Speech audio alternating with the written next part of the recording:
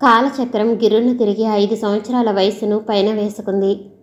ఈ 5 సంవత్సరాల కాలగమనంలో ఎన్ని మార్పులు, ఎన్ని వింతలు, ఎన్ని చేర్పులు. ఈ 5 సంవత్సరాలలో సంధ్య నటించిన 10 సినిమాలు రిలీజ్ అయ్యాయి. అందులో 7 తెలుగు, 2 తమిళం, 1 కన్నడం. తమిళం, కన్నడం చిత్రాలు సూపర్ హిట్ అయ్యాయి.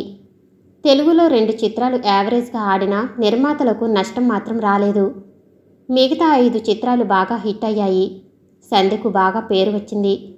సంధ్య మొదటి చిత్రం. ఆమె జీవితంతో, ఆమె నటనకు గాను రాష్ట్ర ప్రభుత్వం నంది అవార్డు ఇచ్చింది. ఆ తరువాత 3 చిత్రాలకి బెస్ట్ యాక్టర్ అవార్డులు వచ్చాయి. అంతేకాకుండా స్థానిక సాంస్కృతిక సంఘాల వారు ఆమెను సత్కరించి మెమొంటోలు కూడా ఇచ్చారు. ప్రస్తుతం ఇండస్ట్రీలో సంధ్యకు మంచి పేరు ఉంది. ఏ పాత్రనైనా ఆమె అవలీలగా పోషించగలదని, నిర్మాత దర్శకులను ఇబ్బంది పెట్టదని, టైం ప్రకారం షూటింగ్కు వస్తుందని, క్రమశిక్షణ గల నటి అని. సంధ్య హీరోలందరి సరసన నటించింది. నెంబర్ 1 హీరోలు, సూపర్ హీరోలు కూడా సంధ్యను తమ పక్కన హీరోయిన్గా బుక్ చేయమని అడుగుతున్నారు. అలాగే పెద్ద పెద్ద దర్శకులు, నిర్మాతలు ఆమెను పెట్టి సినిమాలు తీస్తున్నారు. సంధ్య ప్రస్తుతం 3 సినిమాల్లో నటిస్తుంది. మరో 2 సినిమాలు ఆఫర్లో ఉన్నాయి.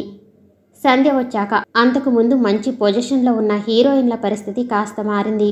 వాళ్ళ డిమాండ్ తగ్గింది. అందుకు అనుగుణంగా వాళ్ళ రెమ్యునరేషన్ కూడా తగ్గిపోయింది.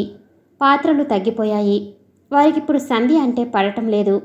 ప్రత్యక్షంగా పరోక్షంగా సంధ్యను పరుషవాక్యాలతో తిట్టడం ప్రారంభించారు. కొత్త నీరు తాటికి పాత నీరు కొట్టుకుపోవటం ఖాయం. సంధ్య బ్యాంక్ బ్యాలెన్స్ పుష్కలంగా ఉంది. ఆమె 25 లక్షలు పెట్టి మంచి బిల్డింగ్ కట్టించింది. నగరం శివార్లలో 5 ఎకరాల స్థలం కొన్నది. విజయవాడ, విశాఖలో అపార్ట్మెంట్ ఉన్నవి. సంధ్య కాల్ షీట్స్ రవీంద్ర చూస్తున్నాడు. మొదట్లో సుభద్ర చూసినా క్రమంగా ఆ స్థానాన్ని అతను ఆక్రమించుకున్నాడు. రవీంద్ర మొదట్లో 3-4 సినిమాలకి పాటలు రాశాడు. అవి బాగానే ఉన్నాయని అందరూ మెచ్చుకున్నారు. శాంతి ఆర్ట్స్ వారు అతని నవల ఆకాశంలో సగం సినిమాగా తీశారు. దానికి మాటలు రాసింది రవీంద్ర. అయితే ఆ సినిమా ఫ్లాప్ అయింది. కథ బాగోలేదు, డైలాగులు పేలవంగా ఉన్నాయి, అందుకే ఆ సినిమా ఆడలేదు అని టాక్ వచ్చింది. దాంతో రవీంద్రకు బ్రేక్ పడింది. సంధ్య సినిమాలు ఒకదాని తర్వాత ఒకటి హిట్ అవటంతో సంధ్యకు ఆఫర్లు ఎక్కువగా రాసాగాయి. కూడా సంధ్యతో తిరిగే రవీంద్ర దగ్గరకు ప్రొడ్యూసర్లు వచ్చి వెళ్ళేవారు. క్రమంగా సంధ్య కాల్ షీట్స్ తను చూసేవాడు. అంతేకాకుండా డబ్బుల లావాదేవీలు జరిపేవాడు. సంధ్య ఏ సినిమాలో నటించాలి, ఎవరి దగ్గర ఎంత రెమ్యునరేషన్ తీసుకోవాలి, ఎప్పుడు ఎక్కడికి వెళ్ళాలి లాంటివన్నీ రవీంద్ర చూసుకోసాగాడు. ఒక్క మాటలో చెప్పాలంటే సంధ్యకు సంబంధించిన విషయాలు చూసుకునేది రవీంద్ర. ఆ బాధ్యతలన్నీ రవీంద్రకు అప్పగించింది సంధ్య. ఇప్పుడు ఎవరైనా సంధ్యను పెట్టి సినిమా తీయాలనుకుంటే ముందుగా కలవలసింది రవీంద్రను. రవీంద్రకు ముందుగా కథ చెప్పాలి. ఆ కథ అతనికి నచ్చాలి. పాటలు రాసేవాళ్ళు నచ్చాలి. ఇలా అతనికి ఇష్టమైన వాళ్లే ఉండాలి. అందులో ఏ ఒక్కరు నచ్చకపోయినా సంధ్య రెమ్యునరేషన్ పెరిగిపోతుంది. లేదంటే ఆమె కాల్ షీట్లు సరిగ్గా దొరకవు. ఇవేవి సంధ్యకు తెలియవు. మరి సినిమా తీసి 4 డబ్బులు సంపాదిద్దామనుకునేవారు మాత్రం రవీంద్ర కండిషన్స్కి ఒప్పుకోక తప్పటం లేదు. ఎందుకంటే ఆమె డిమాండ్ అటువంటిది. సంధ్యతో సినిమా తీస్తే నిర్మాతలకు రూపాయల వాన. సినిమా ఎంత చెత్తగా ఉన్నా నష్టం రాదు, అది మాత్రం వాస్తవం. ఆ మధ్య కొన్ని సినిమా పత్రికలు పని కట్టుకుని సంధ్య రవీంద్రల గురించి రాశాయి. సంధ్య రవీంద్ర చేతిలో కీలుబొమ్మ. సంధ్య రవీంద్రను పెళ్లి చేసుకుంటుందా? ఫలానా హోటల్లో సంధ్య రవీంద్రలు కామకేళి అలాంటి హెడ్డింగులు పెట్టి తెగరాశారు. పత్రికల సేల్స్ పెంచుకున్నారు. ఈ వార్తలు అటువంటివే. మా గాసిప్స్ గాలిలో అలా షికార్లు చేస్తుంటాయి. నిజానికి అందులో నిజం ఎంతవరకు ఉందో వ్రాసే పత్రికలకి తెలియాలి, సంబంధించిన వ్యక్తులకు తెలియాలి. వేసవికాలం, ఎండలు మండిపోతున్నాయి. ఊటీలో షూటింగ్. గత 4 రోజుల నుండి షూటింగ్ జరుగుతుంది. హీరో హీరోయిన్ల మీద పాట చిత్రీకరిస్తున్నారు. హీరో హీరోయిన్లు చెరో గుర్రం ఎక్కి పాట పాడుకుంటూ వెళ్ళాలి. అంటే హార్స్ వాకింగ్. సంధ్య గుర్రం ఎక్కి కూర్చుంది. డైరెక్టర్ గారు రెడీ అని, యాక్షన్ అని అనాలి. ఈలోగా సంధ్య కళ్ళు తిరిగి గుర్రం మించి కింద పడిపోయింది. యూనిట్ అంతా గాబరా పడింది. హీరోయిన్ పడిపోయింది, సంధ్య గారు పడిపోయారు. అప్పటికి షూటింగ్ ఆపు చేసేశారు. సంధ్యను దగ్గరలో ఉన్న నర్సింగ్ హోమ్కి తీసుకువెళ్లారు. కూడా తల్లి సుభద్ర ఉంది. అంతకుముందు రోజే రవీంద్ర హైదరాబాద్ వచ్చేశాడు. డాక్టర్ గారు పరీక్ష చేసి, ఇందులో గాబరా పడవలసింది ఏమీ లేదు, కాస్త నీరసంగా ఉండి కళ్ళు తిరిగాయి అని చెప్పారు. అయితే డాక్టర్ గారు చెప్పింది అబద్ధం. సంధ్య ప్రెగ్నెన్సీ. ఆ విషయం సంధ్యకు సుభద్రకు తెలుసు.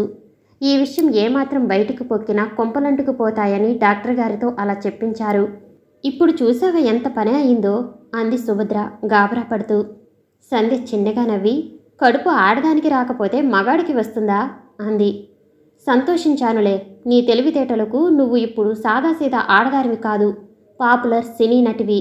నీకు లక్షల కొలది అభిమానులున్నారు. రేపో మాపో నంబర్ 1 స్థానానికి చేరుకోబోతున్నావు. ఇలాంటి పరిస్థితుల్లో అమ్మా, నువ్వు అనవసరంగా గాబరా పడుకు. రవీంద్ర మీద నాకు నమ్మకం ఉంది అంది సంధ్య. ఏం నమ్మకమో ఏమో, అయినా పెళ్లి కాకుండా ఇలాంటివి ఎందుకు పెట్టుకున్నావు అడిగింది సుభద్ర. సంధ్యకు నవ్వాలో ఏడ్వాలో అర్థం కాలేదు. వివాహం, శోభనం, మొదటి రాత్రి లాంటివేవీ తనకు తెలియదు. ఏదో రవీంద్రకు మనసిచ్చింది, తనువు కూడా అర్పించింది. ఆ తర్వాత ఈ తనువు ఎంతమందికి సుఖాన్నిచ్చిందో. రవీంద్ర అంటే సుభద్రకు మొదటి నుంచి పడదు. ఈ మధ్య అతని ప్రవర్తన చిరాకు, కోపాన్ని తెప్పిస్తున్నాయి. ఎక్కడి నుంచి వచ్చాడో ఏమో, సంధ్యకు మాయమాటలు చెప్పి వలలో వేసుకున్నాడు. ప్రేమ, దోమ అని కబుర్లు చెప్పి తన కూతురిని బుట్టలో వేసుకున్నాడు. సుభద్రకు గుబులుగా ఉంది. 2 రోజుల తర్వాత ఊటీ నుండి తిరిగి వచ్చింది సంధ్య. వచ్చిన వెంటనే రవీంద్రతో తన విషయం చెప్పి పెళ్లి చేసుకోవాలనే నిర్ణయానికి వచ్చింది. ఆ సాయంత్రం రవీంద్ర వచ్చాడు. రవీంద్ర, మనం పెళ్లి చేసుకుంటే బాగుంటుంది అంది సంధ్య. సంధ్య, ఇప్పుడు నీ పరిస్థితి ఏమిటో తెలుసా? నీకెంత డిమాండ్ ఉంది, ఎంత మార్కెట్ ఉంది. ఈ సమయంలో పెళ్లి చేసుకుంటే ఒక్కసారిగా నీ ఇమేజ్ పడిపోతుంది అన్నాడు రవీంద్ర. నా ఇమేజ్ సంగతి అలా ఉంచు. ఏదో సినిమాలో నటించాను, కాస్తో కూస్తో డబ్బు సంపాదించాను. మనం హాయిగా జీవించటానికి ఈ సంపాదన చాలు అనుకుంటాను. పెళ్ళి అయ్యాక సినిమాలు లేకపోయినా పర్వాలేదు. మనం ముందు పెళ్లి చేసుకుందాం అంది సంధ్య. సంధ్య, ఫూలిష్గా మాట్లాడుకు. దీపం ఉండగానే ఇల్లు చక్కబెట్టుకోవాలి. ఇప్పుడు లక్షలు లక్షలు వస్తుంటే కాదని కాలదనుతావా? నాకు ఇష్టం లేదు అన్నాడు రవీంద్ర. రవీంద్ర, నా పరిస్థితి అర్థం చేసుకో. ఇప్పుడు నేను ప్రెగ్నెన్సీ అంది సంధ్య. రవీంద్ర షాక్ తిన్నాడు. సంధ్య, వాస్తవాన్ని గ్రహించు. నువ్విప్పుడు నటిస్తున్న చిత్రం భారీ బడ్జెట్తో తీస్తున్నారు. అంతేకాకుండా 3 సినిమాలకి అడ్వాన్స్ తీసుకున్నాను. నువ్విప్పుడు కడుపు, పెళ్ళి అంటే సినీ రంగంలో నీ జీవితం క్లోజ్ అన్నాడు రవీంద్ర. సంధ్య ఏం మాట్లాడలేకపోయింది. సంధ్య, ఈ విషయం బయటకు పొక్కిందంటే ఇండస్ట్రీలో రకరకాలుగా మాట్లాడతారు. పత్రికల వాళ్ళు ఇష్టం వచ్చినట్లు రాస్తారు. నీ ఇష్ట ప్రకారం ఇప్పటికిప్పుడు పెళ్లి చేసుకుందామంటే చెప్పు, నాకు అభ్యంతరం లేదు. అయితే నువ్వు అబార్షన్ మాత్రం చేయించుకోక తప్పదు అని రవీంద్ర వెళ్ళిపోయాడు. సంధ్య, మనం సొంతంగా సినిమా తీయాలనే ఆలోచన నాకు ఉంది. దానికి అవసరమైన కథ, మాటలు, పాటలు తయారు చేస్తున్నాను. దర్శకత్వం కూడా నేనే చేద్దామనుకుంటున్నాను చెప్పాడు రవీంద్ర. మనం సినిమా తీయటమా? అంత డబ్బు మనకెక్కడది ఆశ్చర్యంగా అడిగింది సంధ్య. అంత డబ్బు మన దగ్గర లేదు, అప్పు చేద్దాం ధీమాగా అన్నాడు రవీంద్ర. మనకు ఫైనాన్స్ ఎవరు చేస్తారు అడిగింది. నా అందాల ముద్దుగమ్మ, నాకైతే ఎవరు ఇవ్వరు. నువ్వు అడగాలే కానీ ఎవరైనా ఇస్తారు అన్నాడు రవీంద్ర. బాబు రవీంద్ర, నువ్వు అలాంటి సాహసాలు చేయకు అప్పుడే అక్కడికి వచ్చిన సుభద్ర అంది. అవును రవీంద్ర, డబ్బుతో రిస్క్ చేయటం అంత మంచిది కాదు అంది సంధ్య. సంధ్య, నువ్వు కూడా నా తెలివితేటలను తక్కువగా అంచనా వేస్తున్నావు. మంచి కథ తయారు చేశాను. డెఫినెట్గా ఈ చిత్రం సూపర్ హిట్ కాదు, మెగా హిట్ అయి తీరుతుంది అని చాలా కాన్ఫిడెన్స్గా అన్నాడు రవీంద్ర. సంధ్య, సినిమాలు తీయటాలు, వ్యాపారం చేయటాలు మనకు కుదరని పని. ఇంతవరకు సంపాదించింది జాగ్రత్త చేసుకోవటం ఉత్తమం. అత్యాశలకు పోవద్దని చెప్పు అంది సుభద్ర. ఆంటీ, మీరు అనవసరంగా భయపడుతున్నారు. మీ డబ్బులు ఎక్కడికి పోవు, నా మీద నమ్మకం ఉంచండి అన్నాడు రవీంద్ర. చూడు రవీంద్ర, ఇతరుల డబ్బుతో ప్రయోగాలు చేయకు. సినిమా తీయటం అంటే కూర్చుని కథ రాయటం కాదు. అయినా నీకు సినిమాల గురించి ఏం తెలుసునని సినిమా తీయటానికి బయలుదేరావు ప్రశ్నించింది సుభద్ర. రవీంద్ర తెల్లబోయాడు. ఇటువంటి ప్రశ్న తను ఊహించలేదు. ఆంటీ, నన్ను నా తెలివితేటల్ని తక్కువగా అంచనా వేస్తున్నావు అన్నాడు రవీంద్ర. నీ తెలివితేటలు ఏ పాటివో నాకు తెలుసు. నిజంగా నువ్వు తెలివైన వాడివైతే ఈ సినీ ఫీల్డ్ నిన్ను దూరం చేసుకోలేదు అంది సుభద్ర. ఆ మాటలకి రవీంద్ర అహం దెబ్బతింది. సంధ్య, మీ అమ్మగారు అనవసరంగా ఏవేవో మాట్లాడుతున్నారు. ఈ డబ్బు నీది, నీ అభిప్రాయం చెప్పు అని కోపం తెచ్చుకున్నాడు. రవీంద్ర, నువ్వు కోపం తెచ్చుకోకు. అమ్మ ఉద్దేశం నీకు అర్థం కాలేదు. మరోసారి ఆలోచించు. అప్పు చేసి సినిమా తీయాల్సిన అవసరం ఏమిటి అంది సంధ్య. సంధ్య, నువ్వు కూడా నన్ను కించపరుస్తున్నావు. మనం కాబోయే భార్యాభర్తలం. ఇంతవరకు నువ్వు నేను ఒక్కటే అనుకున్నాను. కానీ డబ్బు విషయం వచ్చేసరికి నువ్వు కూడా వేరేగా ఆలోచిస్తున్నావు అసహనంగా అన్నాడు రవీంద్ర. నా డబ్బు అని చూసుకునేదాన్ని అయితే అసలు నా వ్యవహారాల్లోకి జోక్యం చేసుకోనిచ్చేదాన్ని కాదు. నీ మీద ఏమాత్రం అనుమానం వచ్చినా నేను ఇలా ఉండను అని సంధ్య కోపంతో తన గదిలోకి వెళ్ళిపోయింది. సుభద్ర రవీంద్ర వైపు ఏసడింపుగా చూసి లోనికి వెళ్ళిపోయింది. రవీంద్రకు ఏం చేయాలో అర్థం కాలేదు. తను సినిమా తీయాలని అన్నీ సమకూర్చుకున్నాడు. స్క్రిప్ట్ దాదాపుగా ఖరారు అయిపోయింది. తనే డైరెక్షన్ చేయాలనే ఆలోచనతో ఉన్నాడు. 2-3 నిర్మాతలను కలిశాడు. బాగా అనుభవం ఉన్న డైరెక్టర్లు చేసిన సినిమా వారం రోజుల కల్లా గోడకు కొట్టిన బంతిలా వెనక్కి తిరిగి వస్తున్నాయి. ఇంకా నీలాంటోడి సినిమాలు ఎవరు చూస్తారు అని కసిరి కొట్టారు. పోనీ స్క్రిప్ట్ని ఎవరికైనా అమ్ముదామంటే ఎవరూ ససేమేర వద్దంటున్నారు. ఎందుకంటే గతంలో ఇతను రచన చేసిన సినిమాలు ఫ్లాప్ అయిన విషయం గుర్తుకు వచ్చి ఈ నేపథ్యంలో రవీంద్రకు పట్టుదల వచ్చింది. సినీ నిర్మాతల మీద కోపం వచ్చింది. ఎలాగైనా ఈ సినిమాను తనే డైరెక్ట్ చేసి హిట్ చేయాలనే నిర్ణయానికి వచ్చాడు. అయితే అతని దగ్గర డబ్బు లేదు. సంధ్య దగ్గరుంది. సంధ్య దగ్గరున్న డబ్బు చాలదు. ఫైనాన్స్ చేసేవాళ్ళు కావాలి. రవీంద్ర ముఖం చూసి ఎవరూ రూపాయి ఇవ్వరు. ఆ విషయం రవీంద్రకు తెలుసు. సంధ్య ఒప్పుకుంటే ఫైనాన్స్ చేసేవాళ్ళు ముందుకు వస్తారు. సంధ్య అంగీకరించటం లేదు. ఆమెను ఒప్పించాలి. ఎలా?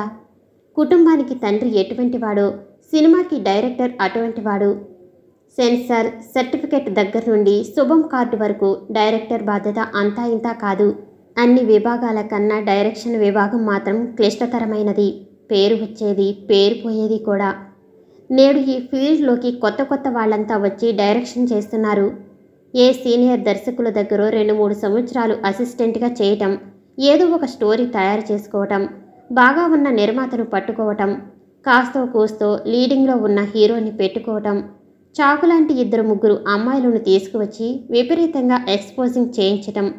తీరా ఆ సినిమా కర్మకాలి హిట్ అయితే ఆ దర్శకునికి పేరు, మరో 4-5 సినిమాలకు అవకాశం రావటం. మరి ఆ సినిమా ఫట్ అయితే డైరెక్టర్కి వెంట్రుక ముక్క కూడా ఊడదు. పోయేది నిర్మాత. సంధ్యకు విశాఖపట్నంలో ఆభాషం చేయించారు. అక్కడైతే ఎవరికీ తెలియకుండా ఉంటుందని. ఎలాగూ వచ్చాం కదా అని ఇంటికి వెళదామని నిర్ణయించుకున్నారు. అయితే ఇంటి దగ్గర పరిస్థితి ఎలా ఉందో, సీతారామయ్య ఎలా ఉన్నాడో అని అనుకుంటూ వెళ్లారు సంధ్య, సుభద్ర, రవీంద్ర. కారు దిగి ఇంటిలోకి అడుగుపెట్టిన వీళ్ళకి ప్రసాద్ ఎదురుపడ్డాడు. వీళ్లను చూసిన ప్రసాద్ ముందుగా ఆశ్చర్యపోయాడు. తర్వాత ఆనందించాడు.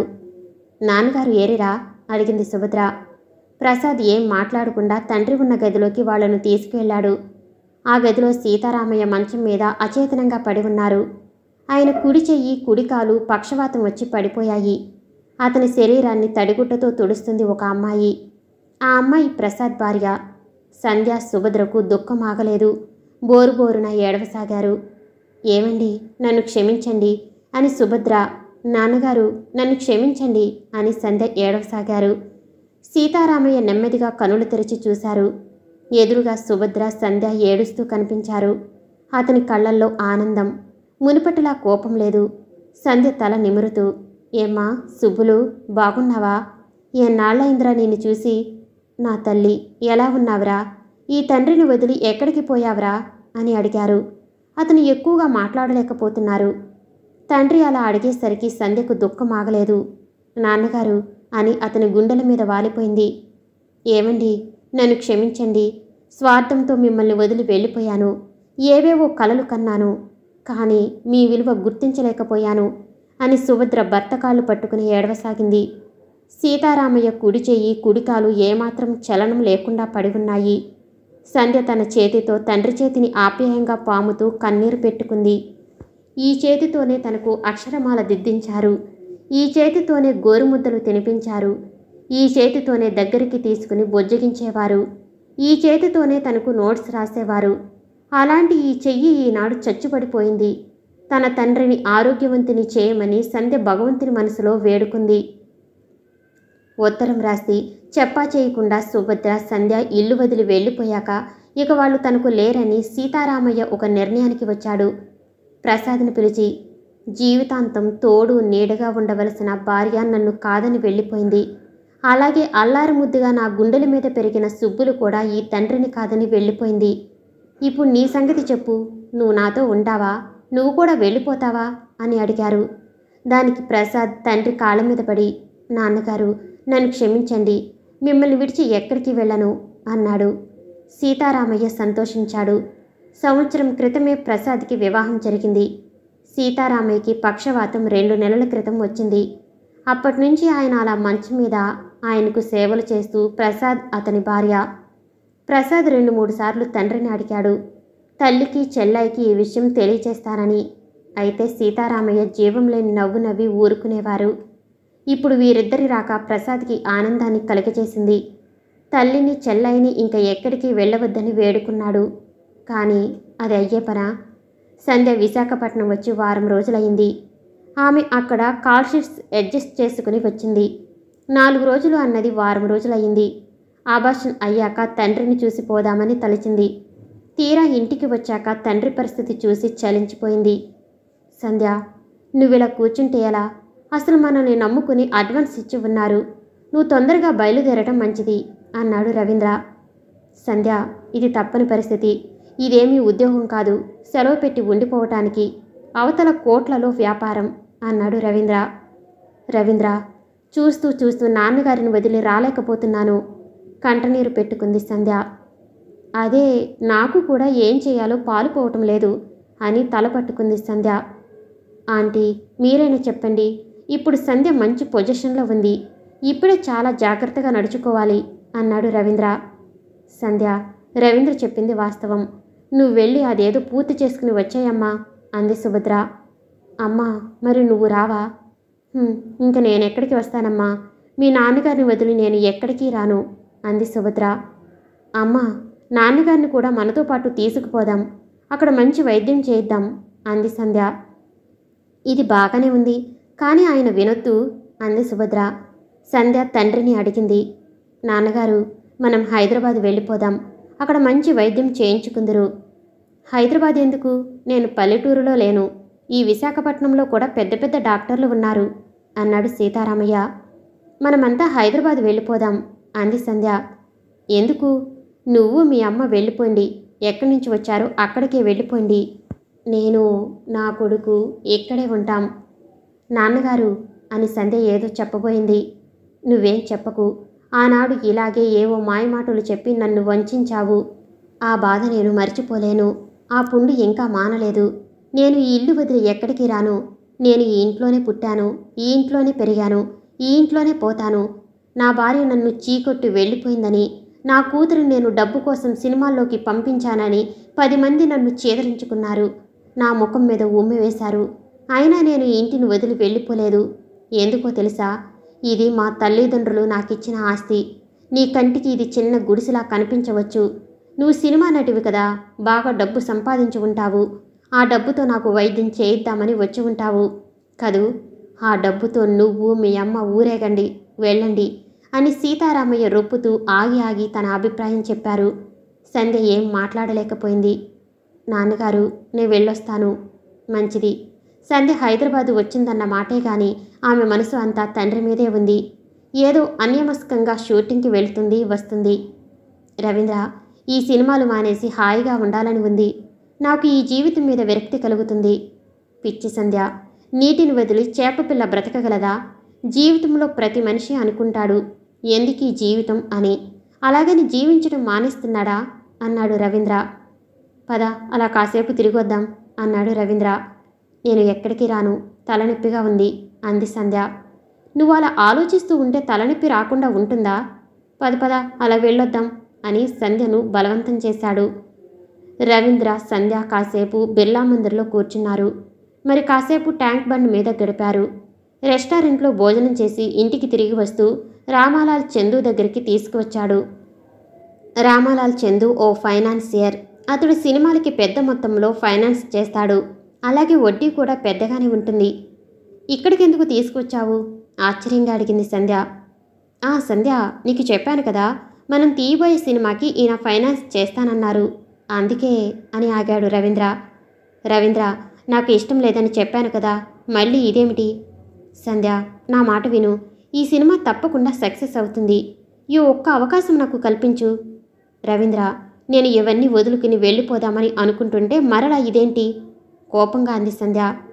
సంధ్య, ఈ రామాలాల్ చందు మంచివాడు. మనం చెప్పినట్లు వింటాడు. అతను మన సినిమాకి ఫైనాన్స్ చేస్తానంటే కాదంటావేం? ఏది ఏమైనా నాకు ఇష్టం లేదు అంది సంధ్య. అంటే నన్ను నమ్మటం లేదన్నమాట అని ఎవరన్నారు? మరి అందుకే నువ్వు ఒప్పుకోవటం లేదు. కాస్త ఆలోచించమంటున్నాను. సంధ్య, నేను అన్నీ ఆలోచించాను. ఈ విషయంలో చాలా సీరియస్గా ఉన్నాను. నీకు నేను కావాలో డబ్బు కావాలో ఆలోచించు. నిజంగా నువ్వు నన్ను ప్రేమిస్తే, నీ ప్రేమ నిజమైతే నేను చెప్పినట్లు వింటావు అన్నాడు రవీంద్ర. ఆడది ఓ వెర్రి బాగుల్ది.